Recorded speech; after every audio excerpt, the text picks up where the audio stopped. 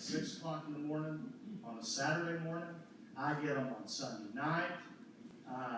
You can't get a whole lot more transparent, a whole lot more accessible than that. That's my opinion. If you reach out to me and you're looking for a solution, I will respond to you as fast as I can. If you reach out to me and all you want to do is complain without a solution, I'm probably not going to respond to you. I'm letting you vent. I'm letting you get it off your chest, but you're not asking me for a solution. You're not asking me for a response. So I'm not going to give you a response to someone that is just wanting to make some comments and be done with it. So, I'm very good at returning emails, very good at returning phone calls, and I think that the district's headed in the right direction on the technology front, which is going to ease some of those issues on the website. But again, the board is here for governance. We're not management. We need to go and continue with our committee work. We have a technology committee, and that's where a lot of that work is being done and pushed through to make sure these things are happening. And again, we have various other committees, but we're talking about this one topic. So again, Robert Sitton, position 1, robertsitton.com. Thank you.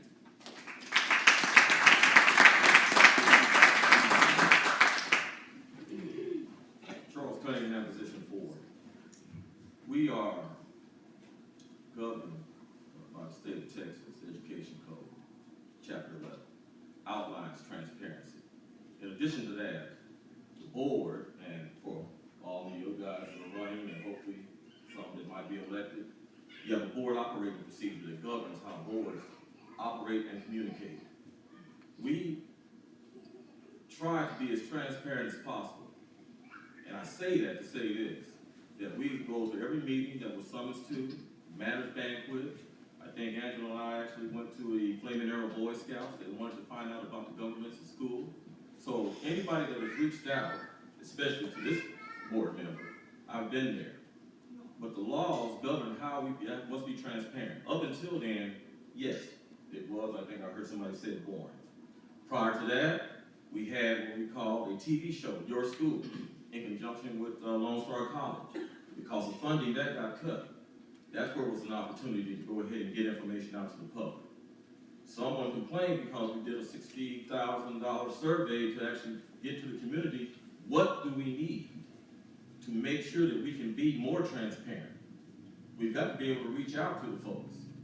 Now, could it be better? Yes. The dashboard, good idea. Could it be better? Yes. But once again, we are governed by the state how we should act. We are a body corporate. We cannot make no decisions one-on-one. We must make it as a body corporate of 7. Thank you.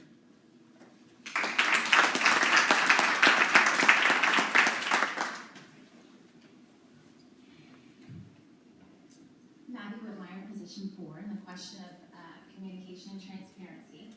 So communication is a two-way street. Yes, there are some ways that the board can be more transparent, but it's not just broadcasting district news, district events, district goings-on to the community, but it's also a really key piece is hearing what the community, what parents, teachers, administrators have to say about their school district. That includes people who are venting because they're busy, they're working, they're raising their kids, they're at school events. They don't necessarily have time to come up with a solution if they don't have a background in education or how the board works.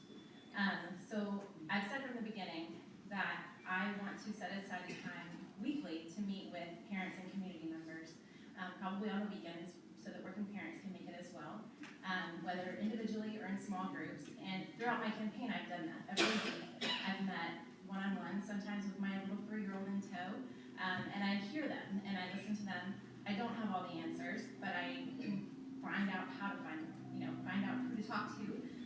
And most people just want to be heard and listened to. I've heard from parents who have had to fight for their special education resources that their child is entitled to.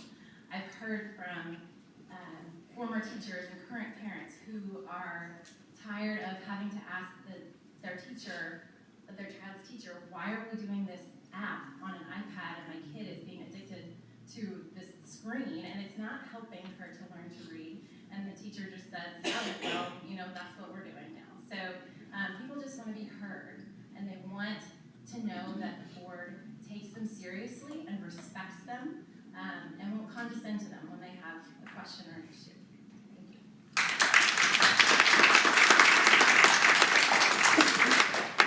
you. Martina Dixon, position 5. On the issue of transparency and communication, well, I would like to share a little bit about what I currently do. I mean, actions to me speak louder than words.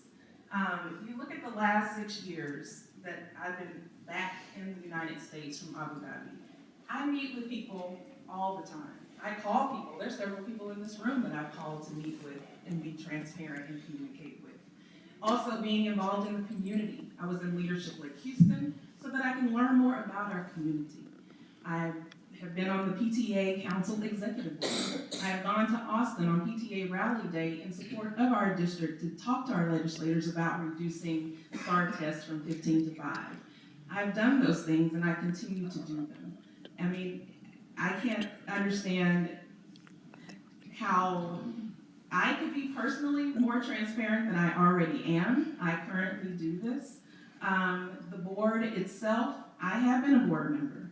There are things, I mean, I was trained with U.S. State Department through the NISA training for international school boards. There are things that a school board cannot discuss publicly. And there are things that have to be done in executive session, and there are things that have to be done in regular session. So I do think that there is room for improvement, but I do feel like personally, this is something that I already do. I'm a very transparent person, I am open, I am honest, and I just want you to know that about me. Okay, thank you.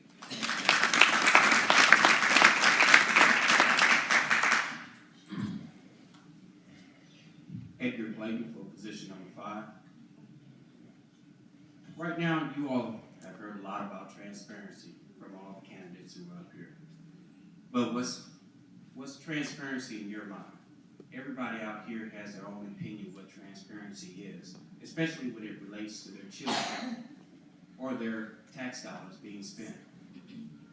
What I propose more than anything with transparency is through technology. Right now, there's no way in the world that we cannot say that we can get this information out to the people of this community. You know, if there's a will, there's a way. You know, my mother was an educator for many years, a librarian and a teacher, taught many kids for over 40-something years. And one thing that she told me to do, more than anything, is don't just think